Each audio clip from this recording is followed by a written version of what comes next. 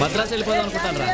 చిచి, ప్రతివాడు తమిళ్లో కథ చెప్పు అంటున్నారు రా. ఇదిలా ఉంది. చిచి, మద్రాసు వెళ్ళిపోయి ఏ కుమారనో శరవణనో పేరు మార్చేసుకుంటాను.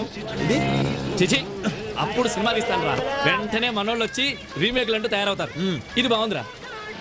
చిచి, తెలుగు ఫిల్మ్ ఇండస్ట్రీ అంటే ఎంత లోకు అయిపోయిందిరా. రేయ్, నేను మాత్రం రీమేక్లు తమిళ డైరెక్టర్స్ తో పనిచేయండి రే. ముందే చెప్పేస్తున్నా. బాబు, అలాగే బాబు.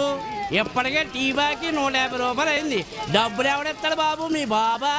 ఇదిగో మీకు కుట్లు కూడా ఏమన్నా. రేయ్, ఒక్క ఛాన్స్ రా. ఆ ఒక్క ఛాన్స్ రానివ్వు, మావాడు సూపర్ హీరో అవుతారా.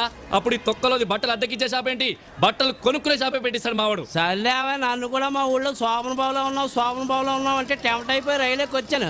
15 సంవత్సరాల నుంచి మన పరిస్థితి ఇది. అవును రే, మీ ఊళ్ళో మొఖాలు చూసుకునే అద్దాలు అమరా అమ్ముతారు. 2 ఏళ్ళు ఆగలరా, మీకు ఈ పక్క షాప్ గాడికి ఏం చెప్తానా?